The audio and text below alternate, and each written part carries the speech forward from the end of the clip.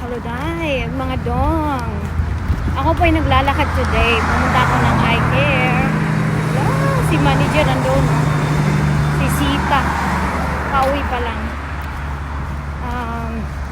Kanina, nagantay ako ng bus. Diyos ko Lord, yung mga ano, hindi ko alam yung outfit ko. Yun lang, simple lang. Naka-leggings. Na ganito. Tapos naka-sunglass. Biglang may huminto sa harap ko. Naka BMW na puting unggoy yata yun, sabi niya. Hey, you wanna have a ride? Sabi ko, no, thank you.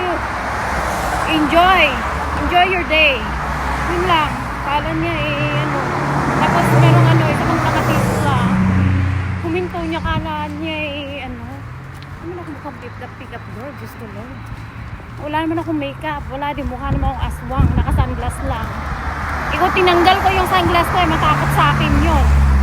Diyos ko, ang ganda ng araw, tapos yun, malapit na ako sa amin. Ano po yung sa amin doon? Tanggalin ko na yung video.